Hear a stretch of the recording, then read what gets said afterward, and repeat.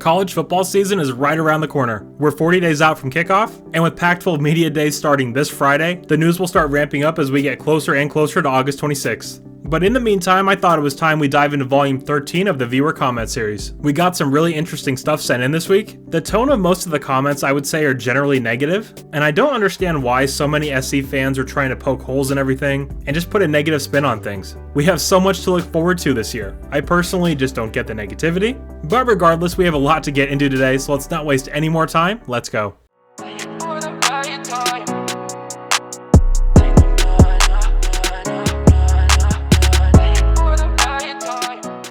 What's up guys, my name is G Greens and thank you so much for stopping by the channel today. If you guys are enjoying these videos, please do leave a like and subscribe to the channel if you haven't already. And if you aren't currently a patron, we have some really cool stuff coming this season that you might enjoy. Patrons will have exclusive access to my film study I'll be doing during the year. We'll be breaking down a few players each week and I'll go over what I see on tape. If that interests you at all, head over to my Patreon and consider becoming a member. Thanks so much for all your support and let's get into this. Alright guys, so let's get started here. First up, we have 66 Lucky Dude saying, Greens, I totally agree with you on Rajon Davis. However, have you noticed that people are using the same words to describe Anthony Lucas the way they describe Corey Foreman? It's always if, then followed by hopeful expectations. So I see what you're saying, and until we see Anthony on the field playing at a high level, it is an if. We have to see it. This is a guy that has barely played 140 defensive snaps. We have to see him produce. But I am actually more hopeful and optimistic that he will turn out to be a star than I was about Corey Foreman. Anthony is just a better athlete, straight up. His first step is freakish at times for how big a guy he is. He's also longer than Corey is. The upside Anthony has is truly through the roof. We have to see it play out on the field, but I am expecting big things from him this year. Alright, next we have Willie saying, I have a bad feeling we're about to strike out on Mater Dei this year. Yeah, I hear you there. At this point in time, I'd have to agree. I know a lot of SC fans are still holding out hope for 5-star defensive tackle Aiden Breland, but guys, barring something crazy, he's not coming to USC. And while it stinks to strike out in this cycle, I would say two things. A, it's early. If our defense looks great, that will change a lot of things for a lot of kids. So it's not over until December. And B, I would definitely wait to freak out over this. I mean, if this becomes a pattern, then I would somewhat get the widespread panic throughout the fan base. But we've only seen 1 year of this, and guys, there's plenty of elite high schools out there. SC is going to be more than fine with or without the Mater Dei kids. Next up, we have Joe Boyd saying USC needs to stop losing the top high school players in California. They need to hire better recruiters because Alex Grinch is a terrible recruiter. USC might lose KVA because of this terrible scheme. Okay, so this statement is just false. I mean, coming off a year where the defense was, let's say, challenged, look at the defensive class Grinch is putting together. Look at the portal class that committed to play for him.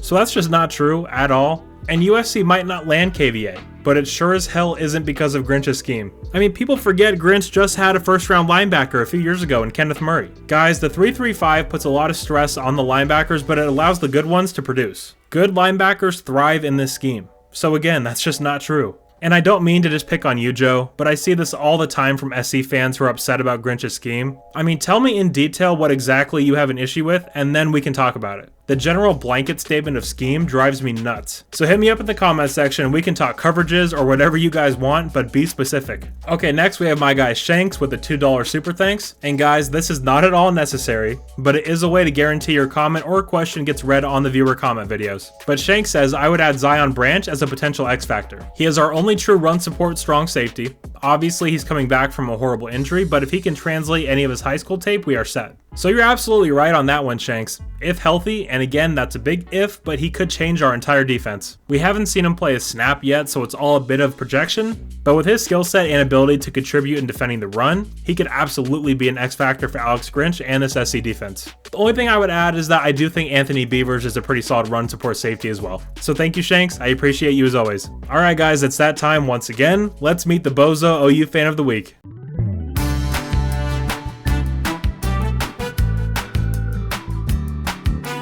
Okay, so this week we have Bill Young, who despite being an Oklahoma fan, found his way over to our community and wanted to give his opinion on things. So Bill says, you should be a used car salesman. You know nothing about football. How many national championships has SC won? Waiting for your answer. If you think that the Pac-10 is even remotely close to the SEC, you better be drug tested. Okay, so let's break this down here.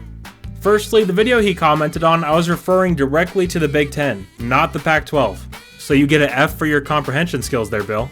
And how many national titles do we have? We have 11, which in case you were wondering is more than OU's 7. I'm not really surprised you didn't know how many titles we had though. Most of the Sooners in my comment section can't count to 10. 11 is way too big of an ask. So I'll give you a pass there. But overall, Bill, this was a pretty bad comment. I mean, I really don't get the championships part.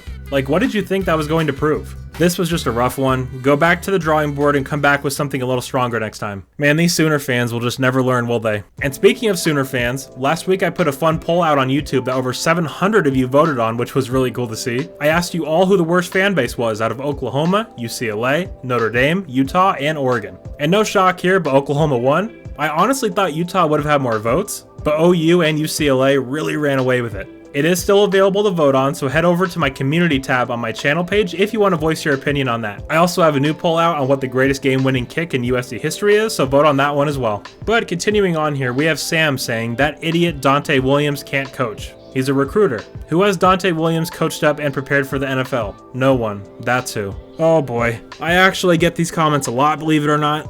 Guys, when Mekhi Blackmon came to USC, he was not going to get drafted. If you look at his draft projections, it was undrafted. So he comes to USC, has an incredible year, becomes a third-round pick of the Minnesota Vikings, and who does he credit for his development? Dante Williams. In no way are our corners poorly coached. I mean, they were hardly the issue last year. On your screen now, you're seeing the career PFF grades of Mekhi Blackmon. With corners, sure, schemes change, but their success is less reliant on the success of their teammates. So what changed? Mekhi himself credits Donte with helping him reach another level. So Sam, a little research next time would save you the time of having to leave that ridiculous comment. When Lincoln discussed who had the best spring so far, he mentioned Jacoby Covington. He also said that about Sayer Wright. 2 corners. You're telling me these kids are developing in spite of Dante Williams? No, I'm not buying that. Not even for a second. And finally, we wrap up with Fred saying, I'm kind of glad that everyone is underestimating our defense. I am too, Fred. There are some national people who get it, mainly JD Piquel over at On3, but the Josh Pates and Joel Klatz of the world are going to be in for a big surprise when our defense is holding their own. I mean, it's a ridiculous and honestly very lazy narrative that one glance at USC's transfer and recruiting class would help show how far our defense has come personnel-wise. But people don't want to do the research. It's much easier and clickbaity to just say USC's defense is going to be trash. Simple as that. But being Trojan fans as we all are, we know.